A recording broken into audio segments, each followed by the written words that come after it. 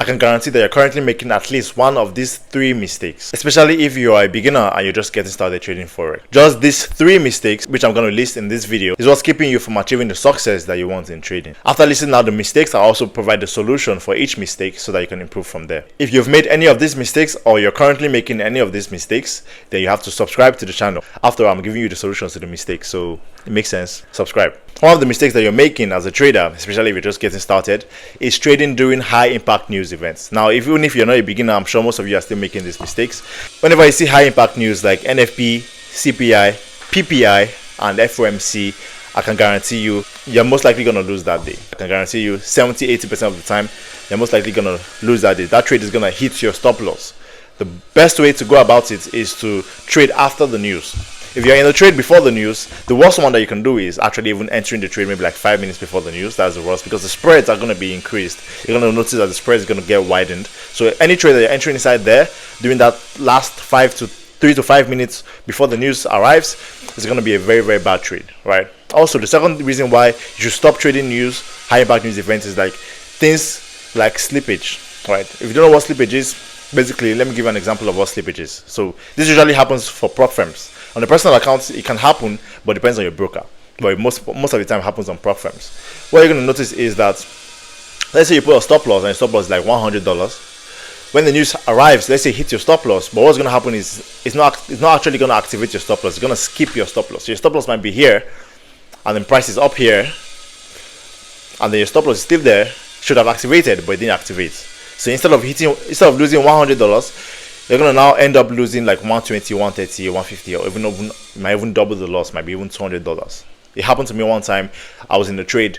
It was a break-even trade. It was an FTMO account that I was trading. Right, this trade was on break-even, so I wasn't meant to lose a dime on that trade. Right, what happened was that the news came, because I felt like it was a break-even, so worst case scenario is going to hit my stop loss at break-even, and then I'm not going to lose anything, right? And then best case scenario, it goes and hits my take profits. But guess what happened? Price went, hit my stop loss at break-even, and I lost the full amount. Let's say I was risking $100, I lost the $100. I was like, what?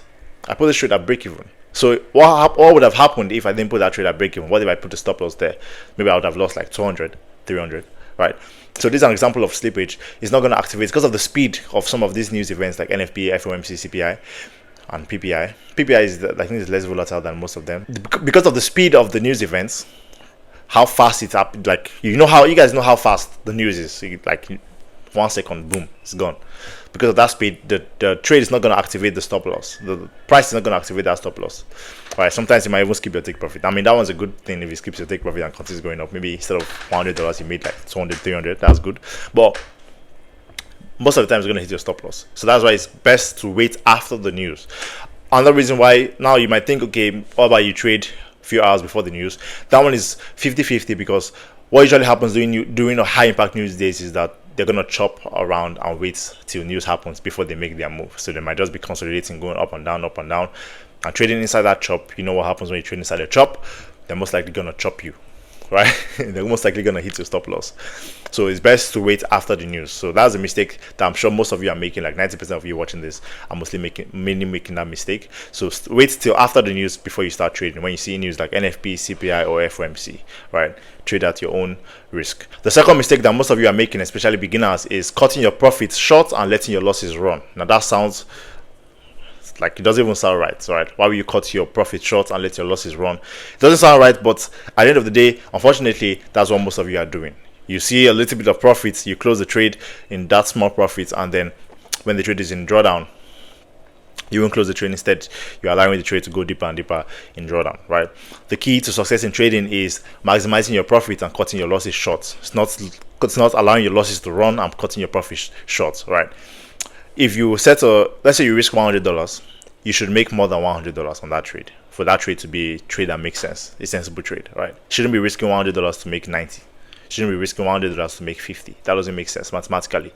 If you trade like that, that's a negative risk reward, and you're going to end up in the long run, even if you have a high win rate, in the long run, you're going to lose your money. You're going to blow your account, right? So it's best that when you risk $100, you make at least more than the $100. It's just like if you go to a physical market, let's say you are someone that sells in the market, in the physical market. Let's say you sell shoes. Let's also use shoes as an example. You buy a shoe $100. would you sell that shoe for $100? No. If you sell it at $100, what profit do you get? If you sell the shoe at $50, you're running on minus, right? So it's the same concept. It's the same concept. If you're selling that shoe for $100, you need to make at least 10% profit. If you maybe $200, $100 profits, right? That's how you make money from business. The same thing works in trading. If you're risking $100, you should make at least 200, 300, 400, 500, right? That is a good way. That's a good positive risk reward. So if you're making that mistake, don't allow your trade to go. If you have there's a reason why you set that take profit. Why did you set the take profit there if you're not even going to allow it to even come close to the take profit? I can understand if the trade came very close to your take profit and then you just said, okay, let me just close this trade there and take the money that I'm seeing. That's understandable. I do that sometimes, right? But the take profit is up here. Your entry is here. Trade just goes a little bit in profit and you're closing the trade there. It doesn't make sense, right? So allow your profits to run, cut your losses short. It's the losses that you're meant to be cutting short, right? If you can cut your losses short, you're going to increase your risk reward automatically. That's how it works. That's trading for you. So make sure you're not making that mistake. Stop that mistake. If you were doing it before, make sure you stop it now. And for that reason, I've just given you a solution for 2 problems. So make sure you're subscribed. If you're not subscribed, then just subscribe. The third mistake that most of you are making is moving your stop loss. This was a mistake that I was making when I first started trading forex, and I'm sure that most of you beginners are making that mistake. I mean, it's an emotional mistake. It's something that happens due to emotions and lack of experience. That's why I said beginners, right? If you are experienced and you're doing that, then no more. I don't know what to tell you. You shouldn't be doing that, right? You have passed that stage. If you're a beginner and you're moving your stop loss, let me tell you, stop moving that stop loss. There's a reason why it's called a stop loss. It is there to stop the loss, right? Remember I told you cut your losses short. It is there to stop that loss because you have already made up your mind that, okay, this trade that I'm entering, this is the max that I want to lose on this trade. So if you set $100 to lose, you shouldn't lose more than $100. So when you move your stop loss, now you have moved that stop loss from $100 into deeper loss, which is going to be like 110, 120, 150. You might even double the loss, right? Which if the trade is going to hit your stop loss, then that's a bad trade. That's a bad trade already. So there's no point moving that stop loss. Let it hit the stop loss. There's a reason why you said it there. You already should have already made up in your mind that I'm ready to lose this amount of money. So you're already comfortable psychologically and emotionally. If you hit your stop loss, you're okay with hitting your stop loss for you to put that stop loss there. So whenever you set a stop loss, man up, woman up. If you're a woman watching this, most of you are men. Make sure that the stop loss that you're putting, one, you can emotionally handle yourself when it hits that stop loss. 2, is money that you're willing to risk. You shouldn't be trading with money that you're not willing to risk. Basically, that's a disclaimer right there. Don't trade with what you're not willing to risk or lose, right? So that should be the thing that should be in your mind already psychologically before you enter that trade. So once you have ready psychologically, you're going to allow that trade hit your stop loss even if the trade is not working out. These are the 3 main mistakes that most of you are making, and once you fix these mistakes, I promise you, your trading is going to get better and better and better. Especially the one with the news. If you can stop trading those high impact news, you're going to notice that your win rate is going to be increased just a little bit, right? It's not too drastic, but just a little bit. If you found this video helpful and educational, make sure to join my free Telegram community. The link is going to be in the description below, and I'll see you guys on the next video. All right, take care. Peace.